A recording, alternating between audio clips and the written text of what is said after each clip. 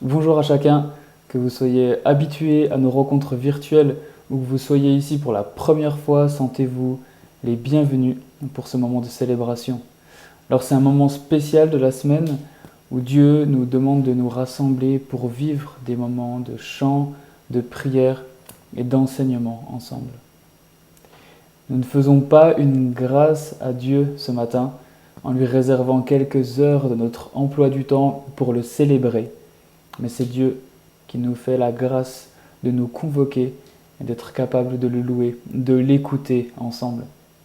Et je vous propose de commencer ce moment par quelques nouvelles de notre assemblée d'Étup. Bonjour à tous. Voilà, nous sommes l'équipe de direction du camp préado des Contamines qui démarre aujourd'hui. On se réjouit de vivre ce camp. Il y a déjà plusieurs camps qui se sont passés pour la saison et qui se sont bien passés et on est reconnaissant au Seigneur et on voudrait encore vous remettre notre camp qui va commencer avec et accueillir 56 campeurs, une équipe de 24 cadres plus 4 enfants qui seront avec nous. Voilà, on a commencé la journée avec ce verset de Colossiens. Si donc vous êtes ressuscités avec Christ, cherchez les choses d'en haut, où Christ est assis à la droite de Dieu. Et notre prière, c'est vraiment que ce camp appartienne à Christ, qu'il en soit le maître, le chef, et vous associer dans ce projet avec la prière, et qu'on soit vraiment à la suite de Christ. Et donc à propos de Christ qui est notre maître et notre souverain, on va parler avec les jeunes donc du thème Une rencontre avec Jésus. L'idée c'est qu'ils aient ce petit carnet de médite à feuilleter tous les jours et qui sera appuyé par une médite tous ensemble. Donc on vous associe vraiment avec nous en prière pour que ce carnet et surtout la lecture de la parole qui sera faite puisse toucher ces jeunes. C'est vraiment notre prière pour ce camp. Voilà, merci. Quand vous entendez ce message, les jeunes sont arrivés déjà depuis un jour et au moment où on l'enregistre, les jeunes sont sur la route et arrivent tout à l'heure. On est vraiment associés avec vous et bon culte à chacun, à bientôt. À bientôt.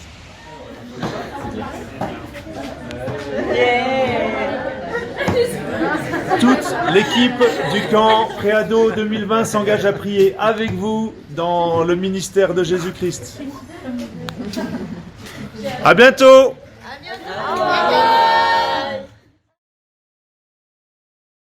Bonjour à chacun, c'est avec plaisir et une grande joie que je vous annonce que la commission nous a donné le feu vert pour recommencer les cultes à Étup.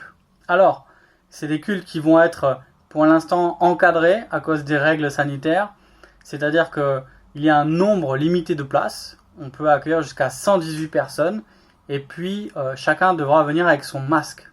Alors comme les places sont limitées, pour chaque semaine, on va inviter plusieurs groupes de maisons pour faire en sorte qu'avec le roulement, tout le monde puisse venir dans les semaines qui suivent. Donc, en ce moment même, si vous nous regardez sur Internet, il y a des frères et sœurs qui se retrouvent à Étup et on espère vous voir bientôt, vous aussi, à l'église. Si vous ne faites pas partie d'un groupe de maison, vous pouvez m'envoyer un email directement et je vous inscrirai aussi pour pouvoir venir. Je vous dis à très bientôt. J'ai vraiment de la joie à vous retrouver bientôt en chair et en os et pouvoir vivre ces temps de communion qui nous ont été impossibles pendant quelques mois. Et vraiment, je rends grâce à Dieu qu'on puisse recommencer les cultes dans l'église. Je vous dis à bientôt, que Dieu vous bénisse et très bonne semaine et très bon culte à chacun.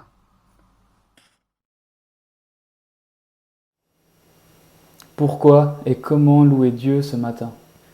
Je vous invite à regarder avec moi de plus près le psaume 95 qui nous donne des raisons de louer Dieu, mais aussi des manières de le faire ensemble ce matin, avec joie et avec révérence.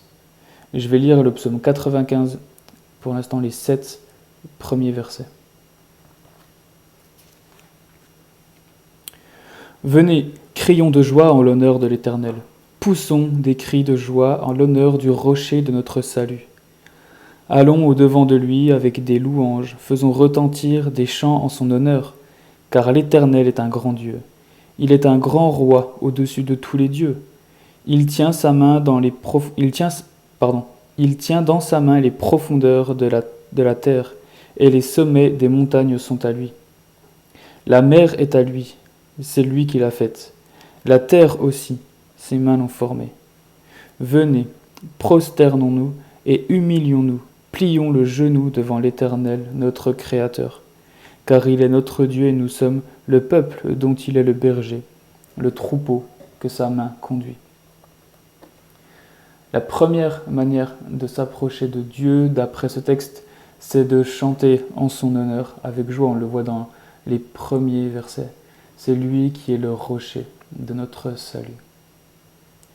Pourquoi on peut s'approcher de Dieu avec joie? Parce que, regardez au verset 3, car il est le véritable Dieu, le Dieu au-dessus de tous les autres dieux, le Dieu qui a tout créé et le Dieu qui nous a créés.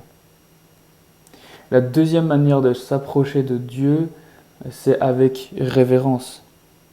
Regardez le verset 6. Prosternons-nous et humilions-nous, plions le genou devant l'Éternel, notre Créateur. Et pour quelle raison est-ce qu'on peut s'approcher de Dieu avec révérence? Parce qu'il est notre Dieu, il est notre berger, et parce que son peuple veut être conduit par lui, par sa main. J'aimerais prier avec vous avant de prendre 2 chants, Je louerai l'Éternel, et tourner les yeux. Prions. Seigneur Tout-Puissant, tu connais chacune de nos vies, et chacune de nos semaines, et tu sondes le fond de nos cœurs. Rien n'est caché devant toi ce matin. On a tous eu des semaines bien différentes, mais ce matin tu nous demandes de venir à toi avec joie et révérence, de se prosterner devant toi. Avec joie parce que tu es notre Créateur, le Dieu Tout-Puissant, le rocher de notre salut, et avec révérence parce que tu es notre berger. On est conduit par ta main, Seigneur.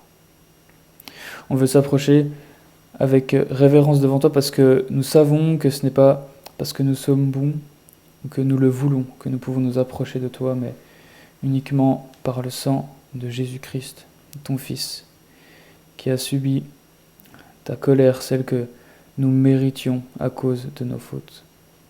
Merci pour ta grâce, Seigneur, et que ce moment te glorifie. En ton nom. Amen.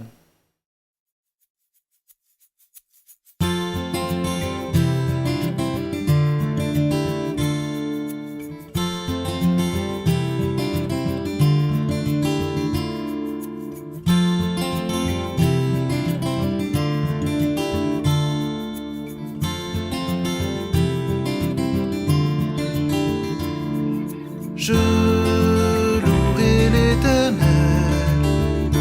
de tout mon cœur. Je raconterai toutes tes merveilles. Je chanterai ton nom. Je louerai l'Éternel de tout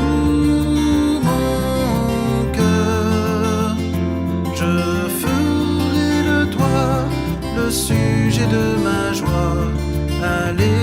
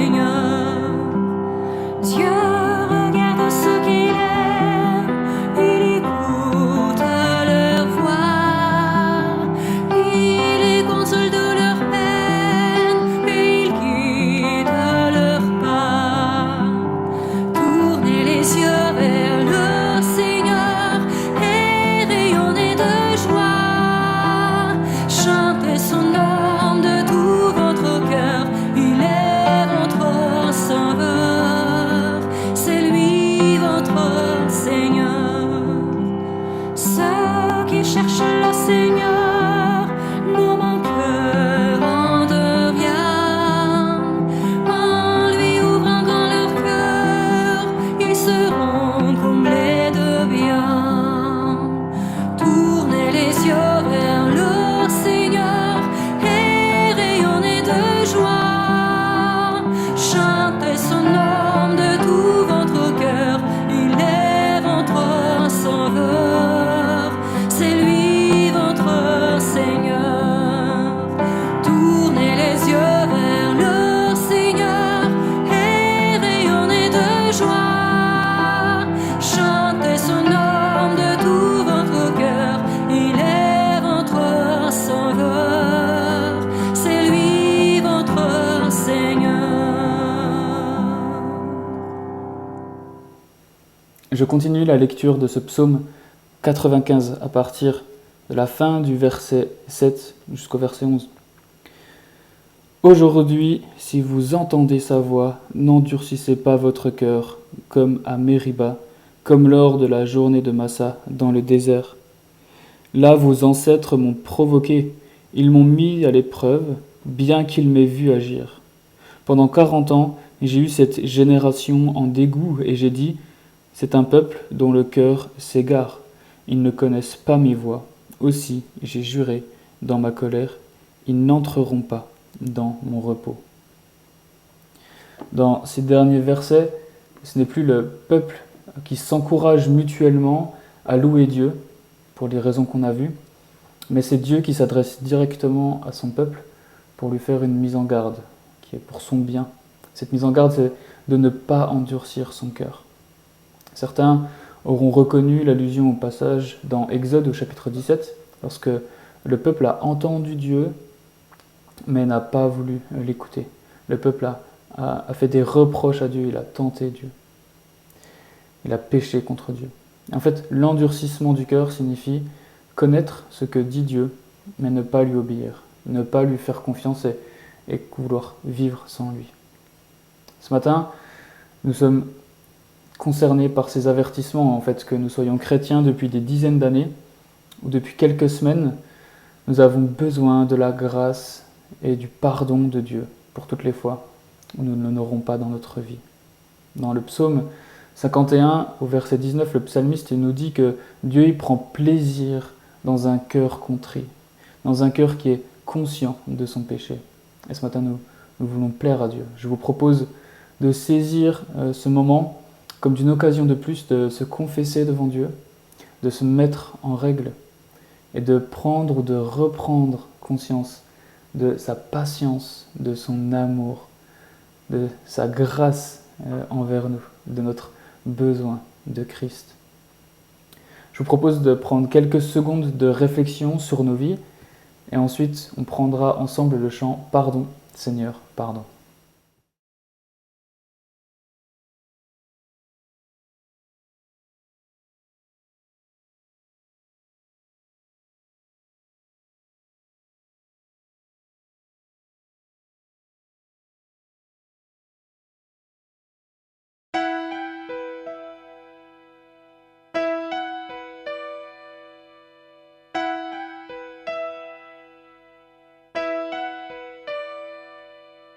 Pardon, pardon d'avoir jugé. Pardon, pardon d'avoir condamné. Pardon, pardon d'avoir blessé. Pardon, pardon d'avoir critiqué. C'est vrai, mon cœur est torturé. C'est vrai, il est dur et orgueilleux, et sans toi, je ne peux pas changer. Seigneur, viens m'apprendre à aimer. Pardon de mépriser mes frères. Pardon de rester là sans rien faire. C'est mon cœur qui te prie. Pardon, Oh, viens purifier ma vie. C'est vrai, mon cœur est tortueux.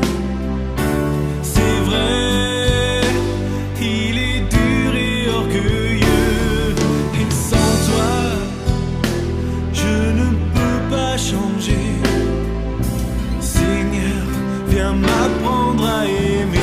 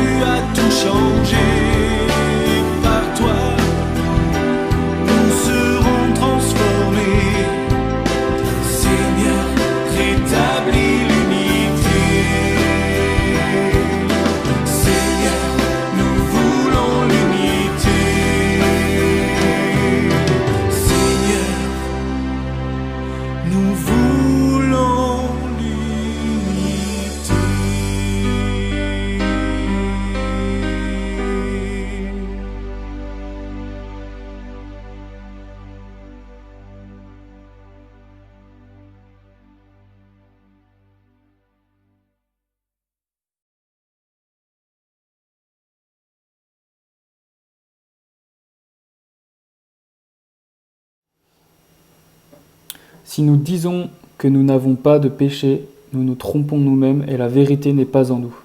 Si nous reconnaissons nos péchés, il est fidèle et juste pour nous les pardonner et pour nous purifier de tout mal. Si nous disons que nous n'avons pas de péché, nous faisons de Dieu un menteur et sa parole n'est pas en nous. 1 Jean chapitre 1, les versets 8 à 10. Particulièrement verset 9.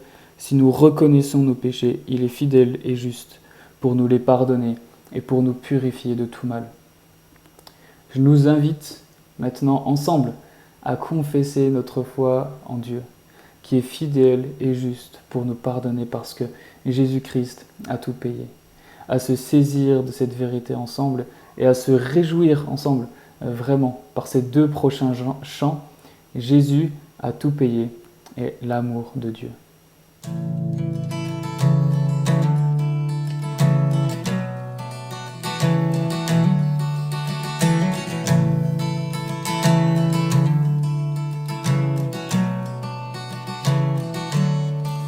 Entends-tu sa douce voix? Mon enfant, prends ma main. Dans ta faiblesse, viens à moi. Tu trouveras ton soutien. Jésus a tout payé. Ma dette est acquittée. La marque du péché effacée, mon âme est purifiée.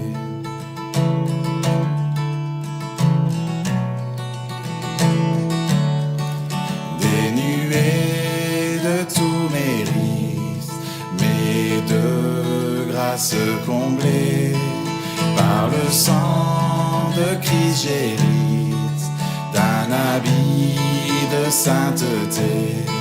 Jésus a tout payé, ma dette est acquittée. La marque du péché effacée, mon âme est purifiée.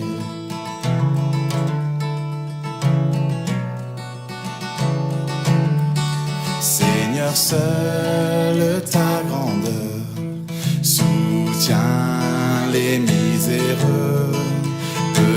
briser les cœurs de pierre et purifier le lépreux. Jésus a tout payé, ma dette est acquittée, la main du péché effacée, mon âme est purifiée.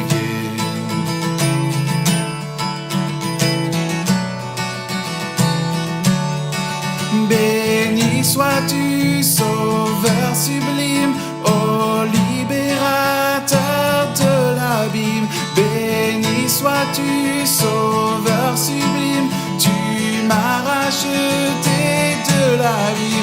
Béni sois-tu, Sauveur sublime, ô libérateur de la vie. Béni sois-tu, Sauveur sublime, tu m'as racheté de la vie.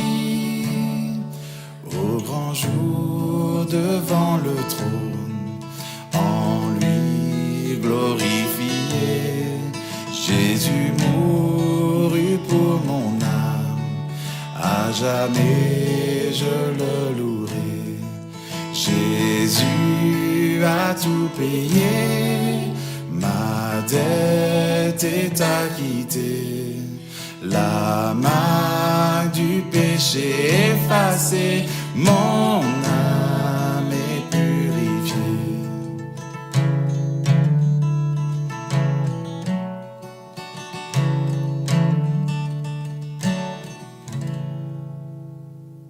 L'amour de Dieu de loin surpasse ce qu'on peut dire. Un cœur humain, il est plus grand que les espaces. Même en l'abîme, il nous atteint. Pour le péché de notre monde, Dieu nous donna Jésus. Il nous pardonne aux paix profondes, il sauve les perdus. Verser de l'encre dans les ondes, changer le ciel en parchemin, tendez la plume à tout le monde et que chacun soit écrivain, vous dire tout l'amour du Père ferait tarir les eaux et remplirait la place entière sur ces divins rouleaux. L'amour de Dieu si fort, si tendre, est un amour sans fin. Tel est le chant que font entendre les anges et les saints.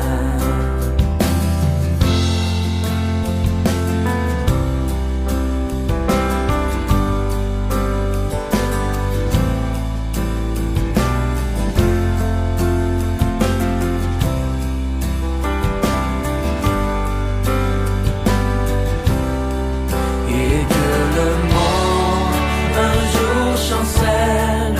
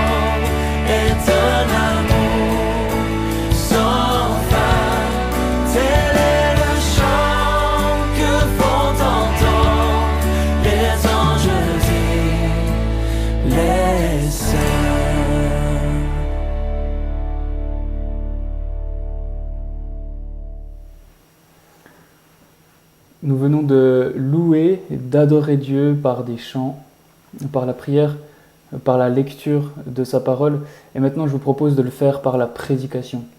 Je vais laisser la place à Jean-Noël pour la suite de notre série d'études sur le fruit de l'esprit, sur les différents aspects de ce fruit de l'esprit. Mais avant ça, j'aimerais prier. Seigneur, donne-nous un cœur ce matin qui écoute ta parole. Seigneur, ta grâce nous sauve, mais c'est par ta grâce aussi que tu nous transformes, que nous sommes transformés par ta parole, par ce moyen que tu as choisi de la prédication de ta parole. Je te prie pour Jean-Noël, que ces paroles soient les tiennes, donne-nous d'être des auditeurs attentifs, actifs, qui cherchent à mieux comprendre et vivre ta parole, à te faire confiance dans le fait que c'est le moyen que tu as choisi pour nous transformer.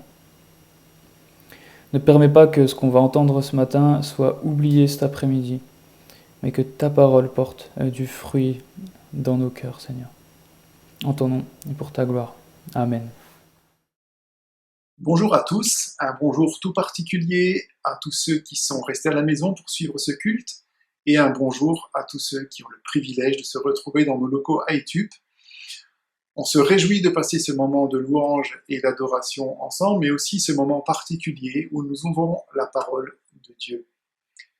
J'aime me rappeler que notre Seigneur nous a laissé au travers de la Bible tout ce dont nous avons besoin pour le découvrir, pour le connaître et pour le suivre.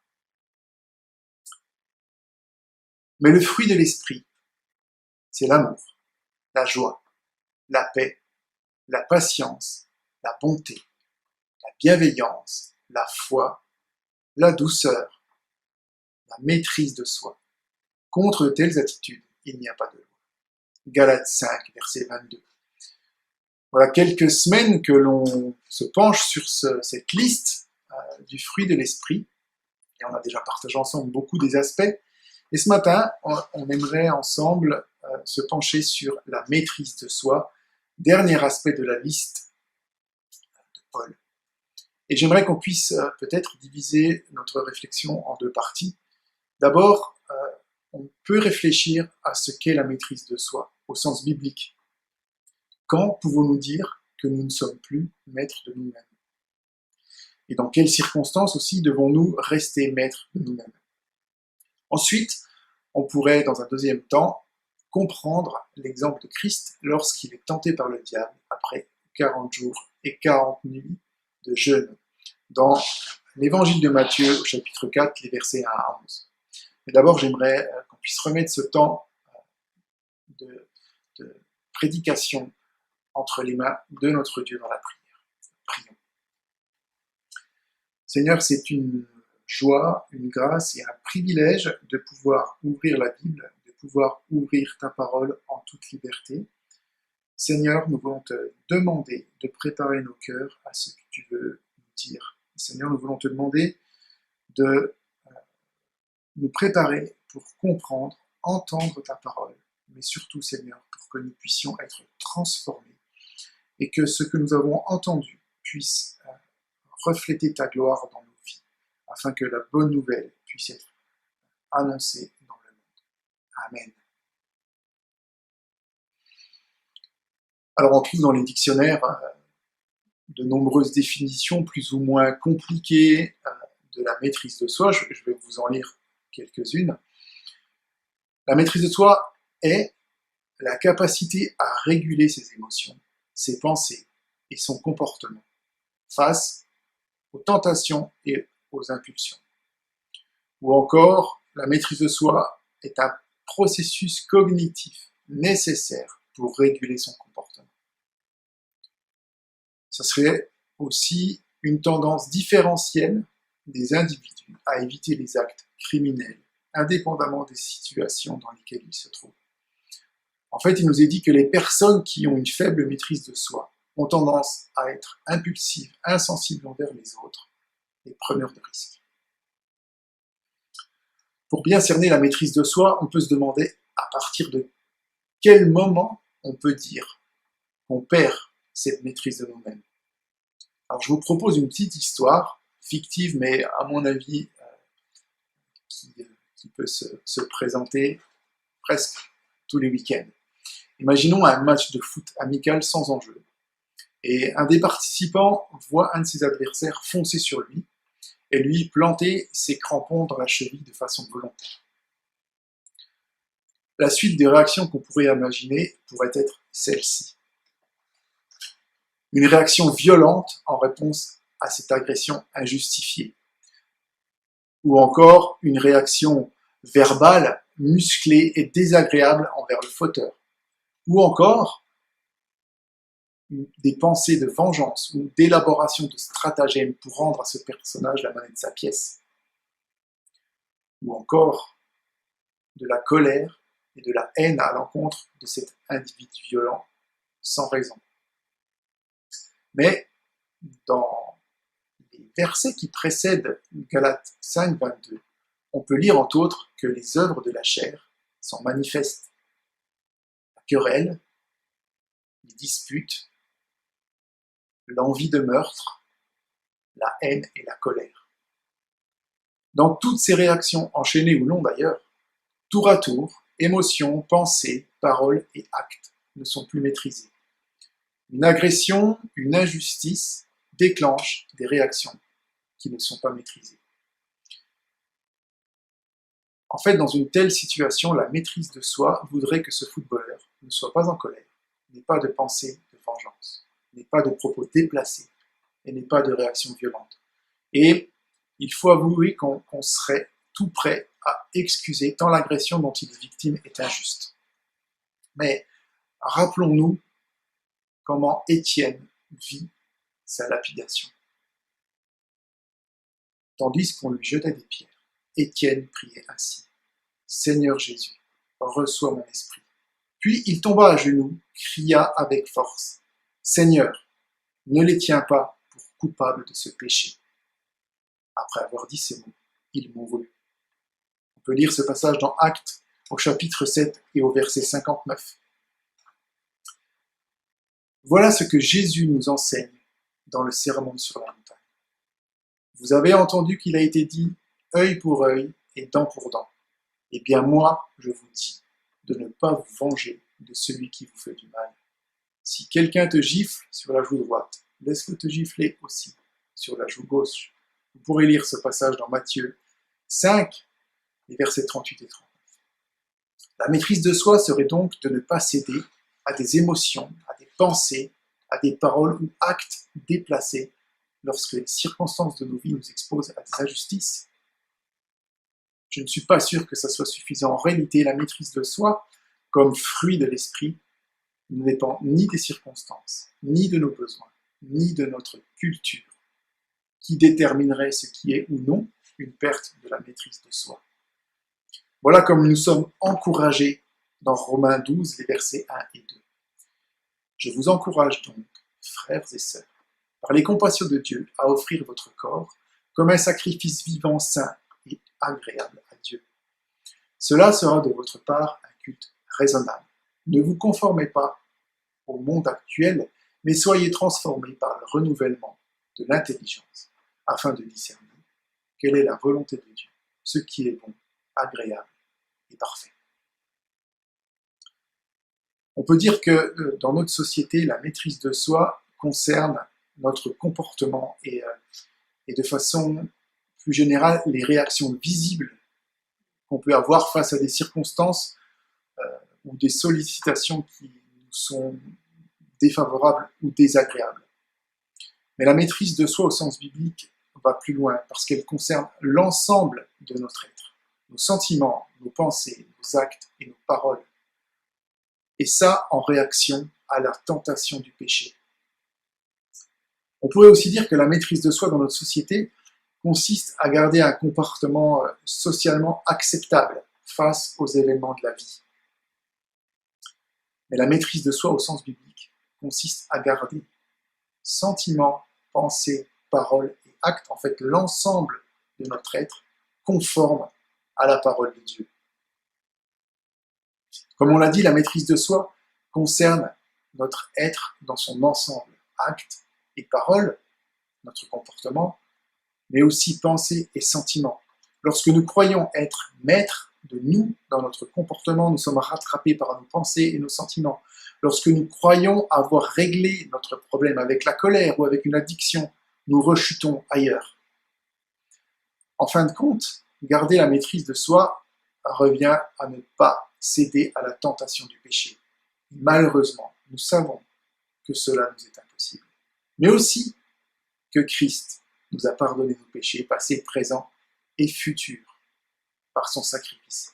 Il nous a aussi envoyé l'Esprit Saint au jour de notre conversion. Cet Esprit Saint qui nous transforme jour après jour pour nous mener à la ressemblance parfaite de Christ. Nous pouvons réaffirmer et comprendre que la maîtrise de soi est le fruit de l'Esprit, inaccessible par nos propres forces, mais offert par l'action de l'Esprit en nous.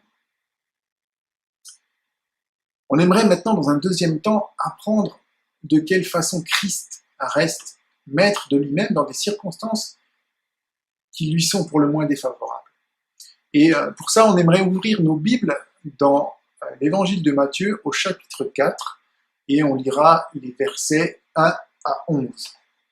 Je vous laisse quelques secondes pour trouver le passage. Dans la Bible second 21 de ce format-là, c'est à la page 618.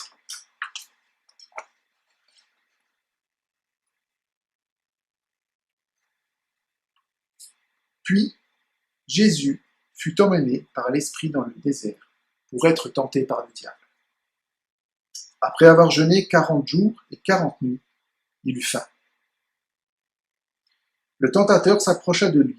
« Si tu es le Fils de Dieu, ordonne que ces pierres deviennent des pains. » Jésus répondit, « Il est écrit, l'homme ne vivra pas de pain seulement, mais de toute parole qui sort de la bouche de Dieu. »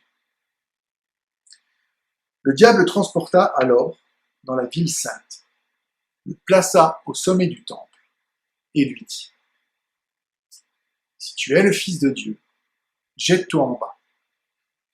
En effet, il est écrit, il donnera des ordres à ses anges à ton sujet, et ils te porteront sur les mains, de peur que ton pied ne heurte une pierre. » Jésus lui dit, « Il est aussi écrit, tu ne provoqueras pas le Seigneur, ton Dieu. » Le diable le transporta encore sur une montagne très élevée, lui montra tous les royaumes du monde et leur gloire. Et lui dit, « Je te donnerai tout cela si tu te prosternes pour m'adorer. » Jésus lui dit alors, « Retire-toi, Satan.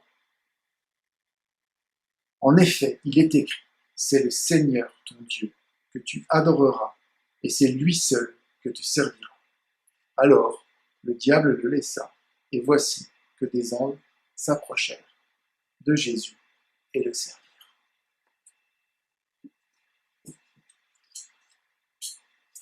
On peut noter une chose certaine dans ce passage, c'est que les circonstances ne sont pas favorables à Jésus. Voilà 40 jours et 40 nuits qu'il jeûne. Il est alors évident que son corps réclame de la nourriture et que ses pensées, avec la souffrance, doivent être aussi tournées vers cette faim. La souffrance physique est réelle, la souffrance psychologique est réelle. Et par-dessus tout ça, Satan se charge d'appuyer là où ça fait mal, afin que Christ, en fait, cède à la tentation. Et dans ces circonstances particulières, que Christ perde la maîtrise de lui-même. Jésus, dans son humanité, va garder la maîtrise de lui à 3 niveaux. À la première proposition de Satan, il ne va pas céder à la tentation charnelle. Nous, en tant qu'hommes déchus, nous voulons satisfaire à notre propre chair. Christ ne cédera pas et gardera la maîtrise de lui-même. À la deuxième proposition de Satan, il ne va pas céder à la tentation d'indépendance. Nous, en tant qu'hommes déchus, nous voulons notre indépendance par rapport à Dieu. Christ restera dans la dépendance à son Père. À la troisième proposition de Satan, Christ ne va pas céder à la tentation de gloire et de pouvoir. Nous, en tant qu'hommes déchus, nous voulons la place de Dieu. Christ, lui, restera soumis à Dieu le Père. On aimerait commencer notre réflexion sur ce texte par la maîtrise de nous devant la tentation charnelle. Alors, comme on le disait, tout d'abord, Satan propose à Jésus de soulager sa faim en transformant des pierres en pain. Et à vrai dire, la première question qui me vient à l'esprit, c'est de me demander ce qu'il y a de mal à transformer des pierres en pain. Alors qu'il souffre, qu'il en a la possibilité, pourquoi est-ce mal? Ça réglerait la situation. Et le premier élément de réponse, en fait, il est tout simple, c'est que c'est Satan qui lui propose. Il y a sûrement quelque chose derrière. Le deuxième élément est que Satan, en fait, ne lui propose pas simplement de changer les pierres en pain, mais en tant que fils de Dieu, avec la puissance de Dieu, il propose à Jésus de changer les pierres en pain pour son propre intérêt. Ou encore, autrement dit, il propose à Jésus, avec la puissance de Dieu, de changer l'ordre établi par Dieu. Les pierres sont des pierres, le pain est du pain. Et il demande ça à Jésus pour satisfaire à ses besoins charnels, aussi légitimes soient-ils. Et le troisième élément se trouve dans la réponse de Christ. La vie réside dans l'écoute et l'obéissance à la parole de Dieu. Jésus lui répond, l'homme ne vivra pas de pain seulement, mais de toute parole qui sort de la bouche de Dieu. En fait, cette citation est un passage du livre du Deutéronome, au chapitre 8, les versets 1 à 6. Je vous lis. Vous respecterez et mettrez en pratique tous les commandements que je vous prescris aujourd'hui, afin de vivre, de devenir nombreux et d'entrer en possession du pays que l'Éternel a juré de donner à vos ancêtres. Souviens-toi de tout le chemin que l'Éternel ton Dieu t'a fait faire pendant ces 40 années, dans le désert. Il voulait t'humilier et te mettre à l'épreuve pour connaître les dispositions de ton cœur et savoir si tu respectais ou non ses commandements. Il t'a humilié, il t'a fait connaître la faim, il t'a nourri de la manne que tu ne connaissais pas et que tes ancêtres non plus n'avaient pas connue, afin de t'apprendre que l'homme ne vivra pas de pain seulement, mais de tout ce qui sort de la bouche de l'Éternel. Pendant ces 40 années, ton vêtement ne s'est pas usé sur toi et ton pied n'a pas enflé. Reconnais dans ton cœur que l'Éternel, ton Dieu, t'éduque comme un homme éduque son enfant. Tu respecteras les commandements de l'Éternel, ton Dieu, pour marcher dans ses voies et pour le craindre. Par la réponse que Christ fait à Satan et par le fait qu'il ne cède pas à la tentation de changer ses pierres en pain, Christ nous montre qu'il est bien plus vital de rester dans les voies de l'Éternel, révélées dans sa parole, quelles que soient nos situations et besoins en fait. Donc il est bien plus vital de rester dans les voies de l'Éternel plutôt que de satisfaire à notre propre chair.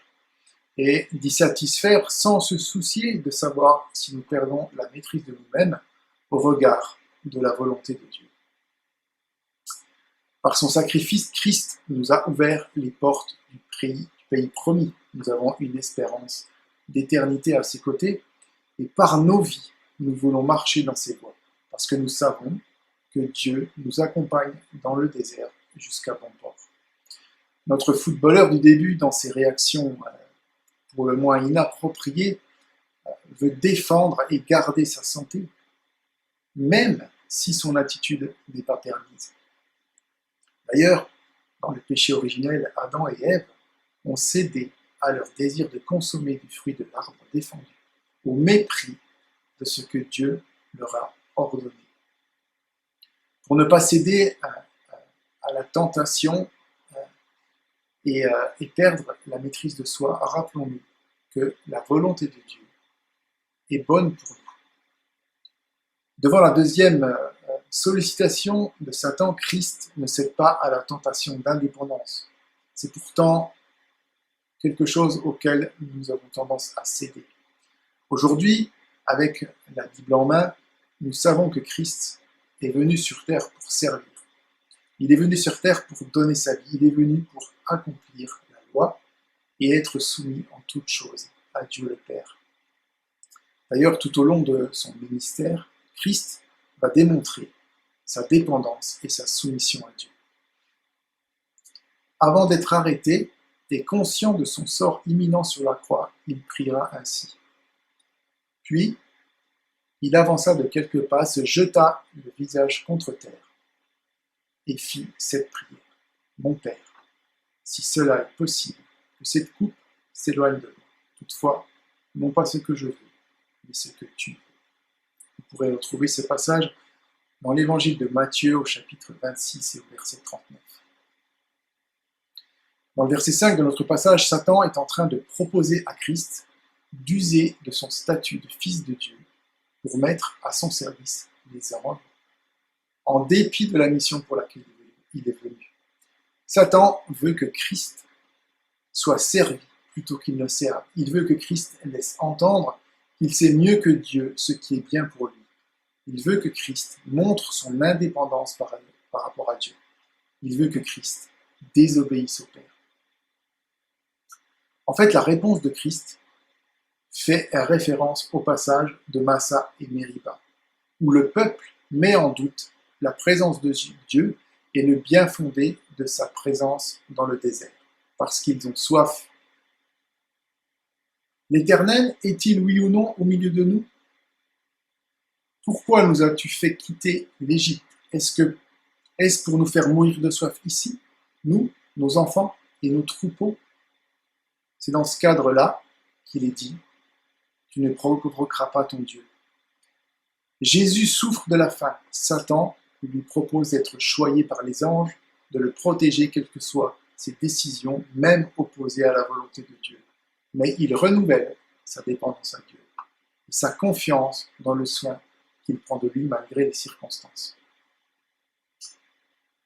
Notre footballeur de tout à l'heure, toujours lui, en fait, il veut se faire justice lui-même, car il pense que ni les règles, ni l'arbitre ne sont capables de remplir ce rôle.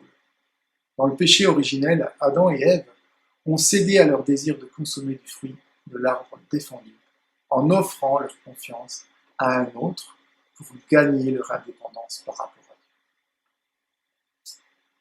Pour garder la maîtrise de soi et ne pas céder à la tentation, restons dans notre dépendance à Dieu. La troisième sollicitation de Satan est là pour pousser Christ à céder à la tentation du pouvoir.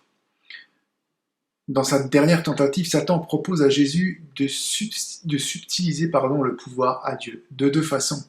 Tout d'abord en prenant lui-même le pouvoir sur les royaumes de ce monde, et deuxièmement en adorant Satan lui-même. Dieu n'aurait ainsi plus le pouvoir, mais en plus on ne lui reconnaîtrait plus, car l'adoration en serait détournée sur quelqu'un d'autre. Et j'utilise le conditionnel pour cela. Satan propose à Jésus de dominer et non de servir, et d'adorer un autre que son Père. Et on peut lire dans Matthieu 22, au verset 37 à 40, la réponse que Jésus fait à un pharisien sur les commandements que Dieu a donnés. Jésus lui répondit « Tu aimeras le Seigneur ton Dieu de tout ton cœur, de toute ton âme et de toute ta pensée. C'est là le commandement, le plus grand et le plus important. Et il y en a un second qui lui est semblable. Tu aimeras ton prochain comme toi-même. Tout ce qu'enseigne la loi des prophètes est contenu dans ces deux commandements. » En fait, Jésus, en réponse à cette dernière sollicitation de Satan, cite Deutéronome 6, verset 13. Il se place en adorateur de son Père céleste. À lui seul, l'adoration, la puissance, le pouvoir et la gloire. En fait, le ministère de Christ n'est pas de prendre le pouvoir et la gloire, mais de servir son Dieu et de sauver les hommes qui mettront leur confiance en lui. Notre footballeur n'était pas si loin de cette attitude de prise de pouvoir. En fait, il veut se faire justice lui-même, car en réagissant de façon violente, il montre qu'il ne se laisse pas faire et que son adversaire n'a pas intérêt à recommencer. Il prend le pouvoir par la peur. En quelque sorte, ce n'est plus l'arbitre qui dirige, mais lui. Dans le péché originel, Adam et Ève ont cédé à leur désir de consommer du fruit de l'arbre défendu, en offrant leur confiance à un autre pour gagner leur indépendance à l'égard de Dieu. Je vous relis Genèse 3, verset 5. « Seulement, Dieu sait bien que le jour où vous en mangerez, vos yeux s'ouvriront et vous serez comme Dieu, décidant vous-même ce qui est bien ou mal. » Pour rester maître de soi-même, Christ nous montre que, au-delà de nos désirs charnels, Dieu nous offre la vie éternelle et demande notre reconnaissance. Au-delà de notre indépendance, Dieu nous demande de lui faire confiance. Au-delà de notre volonté de dominer, Dieu nous demande de lui être soumis. Ce que l'Esprit produit en nous est désigné comme un fruit, nous l'avons vu, et ce n'est pas fortuit. Il nous est donné ce fruit, nous le possédons, mais il ne demande qu'à mûrir, ce qui peut prendre du temps.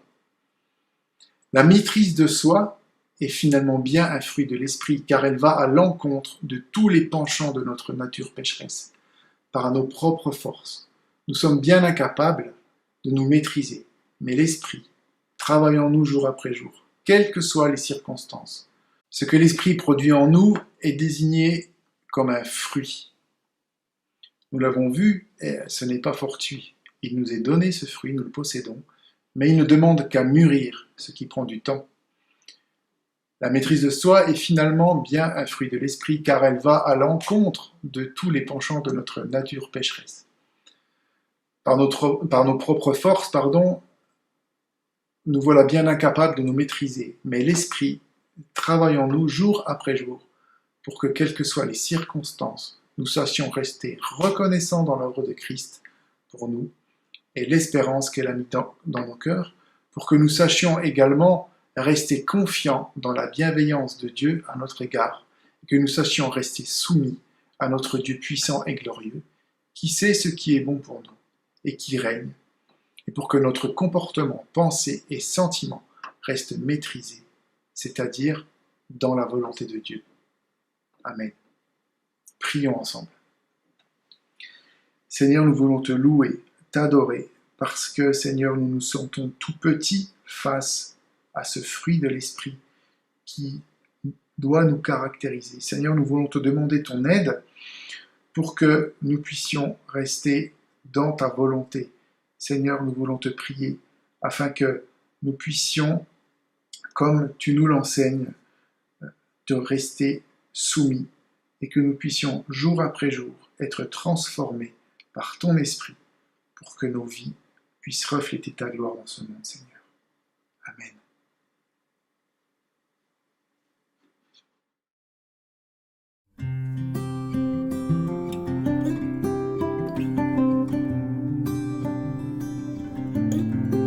Celui qui met en Jésus une pleine confiance, jamais ne chancelle plus, compléter sa délivrance.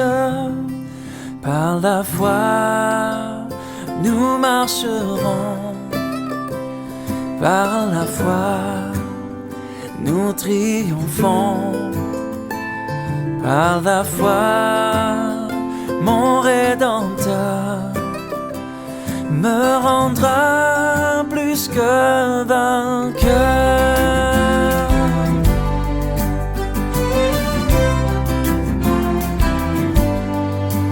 Dans les jours d'adversité, quand tu sens gronder l'orage, regarde en sécurité, attristé, reprends courage. Par la foi, nous marcherons, par la foi, nous triomphons. Par la foi, mon Rédempteur me rendra plus que vainqueur.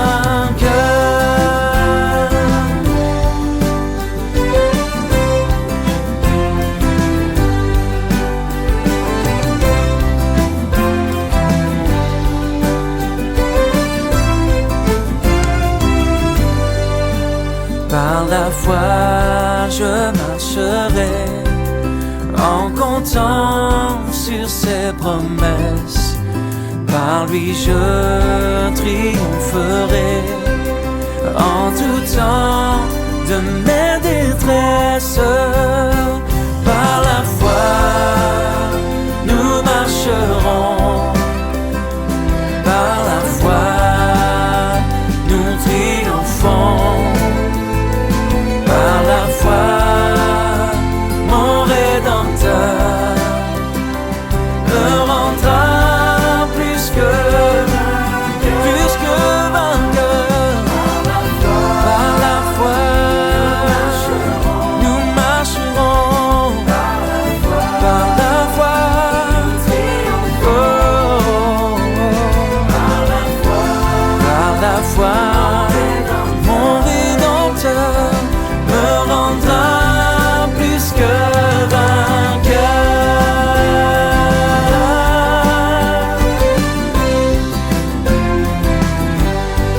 Plus que vainqueur.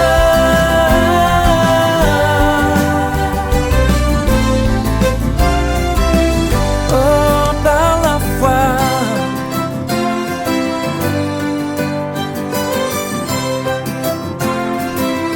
nous marcherons, nous avançons, prends courage, par la foi nous marcherons,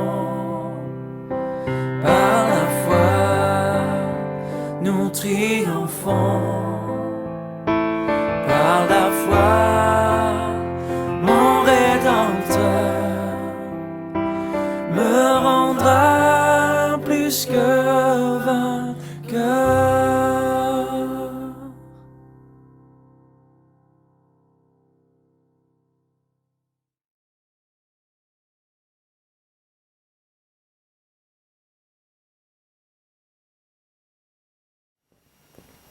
Merci Jean-Noël pour ce message. Peut-être que vous avez regardé ce culte virtuel ce matin en famille ou entre amis. Et justement, c'est une super occasion de pouvoir parler ensemble de ce que nous avons entendu ce matin, de pouvoir aussi prier les uns pour les autres. Je vous encourage vraiment à le faire.